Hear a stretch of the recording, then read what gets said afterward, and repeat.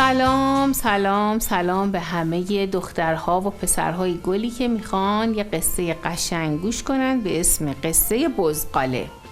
حالا چرا قصه بزغاله؟ خب موضوع ما یه بزغاله است. روزگاری توی یک کوهستان یه مامان بزی، یه بابا بزی و یه بزغاله با همدیگه زندگی میکردن. اونها باید از اون علفا و خوراکیایی که توی کوهستان بود غذاشون رو میخوردن. اما یه خورده که گذشته بود، زمان که گذشته بود، کم شده بود خوراکیاشون. یعنی چی؟ یعنی علف و خار و خاشاک و آب و خوراکیایی که باید اینا میخوردن دیگه نبود، خیلی کم شده بود. برای همینم خیلی از دوستاشون، یعنی بزهای دیگه، همسایه ها و فامیلاشون از اونجا کوچ کرده بودن و رفته بودن یه جای دیگه و این مامان و بابا و بزغاله‌شون تنها مونده بودن. میدونید که بچه ها برای اینکه علف‌ها رشد بکنن باید حتما آب و بارون وجود داشته باشه و خب بارون کم شده بود و غذای خوردنی این حیوونا هم کم شده بود. مامان بزی هر چند وقت یه بار میگفت باید از اینجا کوچ کنیم و بریم، اما بابا بزی میگفت نه، یه خورده صبر کنیم، شاید بارون بیاد، شاید دوباره همه جا سرسبز شه و ما بتونیم خوراکیایی که میخوایم اینجا داشته باشیم. تا اینکه یه روز بزغاله کوچولو گفت نه بابا بزی، من همش گرسنم، غذامون کمه، باید بریم یه جا که غذا به اندازه کافی داشته باشیم، بخوریم، سیر بشیم. این بود که مامان بزی و بزغاله کوچولو تصمیم گرفتن تا برن بالای کوه، اطراف و قشنگ از اون بالا نگاه کنن، ببینن کجا سرسبزه، کجا خوراکی بیشتری پیدا میشه و میتونن بخورن. چند روز کارشون این شده بود، میرفتن از کوه بالا، تمام اطراف رو نگاه میکردن که ببینن بالاخره چیزی، خوراکی، علفی پیدا میشه یا نه. تا اینکه یه روزی همینطور که چشم انداخته بودن از اون بالا این ور رو نگاه میکردن اون ور رو نگاه میکردن، یه مرتبه بزغاله کوچولو چشمش افتاد به یه جای خیلی سرسبز. خیلی خوشحال شد، به مامان بزی گفت پیدا کردم یه جای خوب پر از آب و علف. گفتن خیلی خوب، چطوری که با هم دیگه بریم ببینیم اونجا کجاست. راه افتادن تو مسیری رو که میدیدن اون طرفش سبزه، میرن جلو، رفتن دیدن بله چه جای سرسبزی. اما قبل از اینکه به اون جای سرسبز برسن یه رودخونه خیلی پهن و پر آب بود.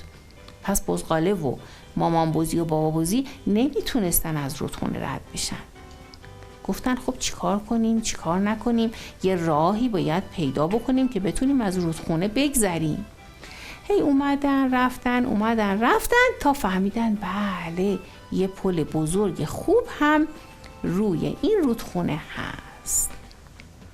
تصمیم گرفتن که برن اون طرف رودخونه تا بتونن از علفا و سرسبزی‌های اونجا استفاده کنن. اما بچه ها، یه غول سبز گنده زیر این پل نشسته بود و هر چی که حیوانای کوچیک و بزرگ اونجا بود و غول میتونست میخوردشون، مثلا پروانه ها، مثلا سنجابا و خلاصه هر حیوانی که بود.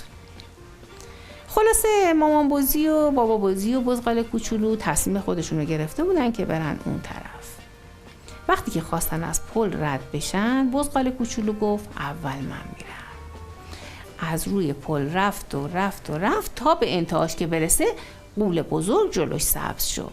گفت به به بزغاله کوچولو، حال شما چطوره؟ بزغاله کوچولو گفت من یه بزغاله کوچولو هم، میخوام برم اون طرف غذا بخورم، سیر بشم. غول سبز گنده گفت منم غول بزرگی هستم که اتفاقا منم خیلی گرسنمه، میخوام یه غذایی بخورم حسابی سیر بشم و الان تو بزغاله کوچولو غذای خیلی خوبی برای من هستی.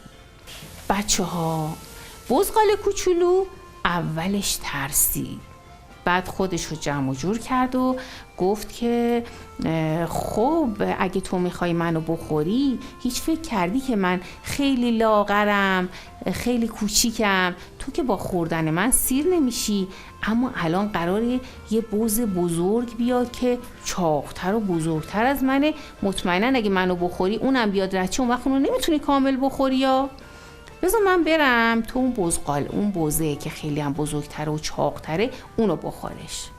قوله یه فکری کرد و گفت خب راست میگه، خیلی خب تو برو اون بز بزرگی که بیاد و میخورن. بعد از چند لحظه مامان بزی اومد تا رسید باز دوباره به این قول بزرگ. قوله گفت به به، من اینجا قول بزرگی هستم که میخوام تو رو بخورم. مامان بزی گفت منم مامان بزیم، منم گرسنم، اتفاقا میخوام برم توی اون علفزار غذا بخورم، سیر بشم. اما قول گنده گفت من خیلی گرسنمه، هیچ غذایی برای من بهتر از تو نیست، من تو رو الان میخورم. مامان بزی گفتش که ببین من که میخوام برم اونجا بخورم غذامو، توی همین علفزارم میخوام بچرخم، اما بدون بعد از من یه بز بزرگتر میاد، اونو بخوری خیلی خوبه، تو هر وقت خواستی میتونی به تو علفزار منو بخوری، ولی اون وقت اونو دیگه نمیتونی بخوری. یا باز دوباره قول بزرگ فکری کرد و گفت راست میگه دیگه، این تو این علفزار من میتونم برم بخورمش. خیلی خوب تو هم برو تا من بز بعدی رو بخورم. بابا بزی اومد تا رسید به قول گنده. گفت من بابا بزیم، میخوام برم اون طرف تو علفزار غذا بخورم. قول گنده گفت اتفاقا منم قول بزرگ اینجا هستم، میخوام تو رو بخورم، آماده باش که میخوام بخورمت. بابا بزی رفت عقب اومد جلو، با شاخاش کوبید به شکم این قول گنده. قول گنده پرت شد یه جایی و از اونجام تو آب افتاد و رفت.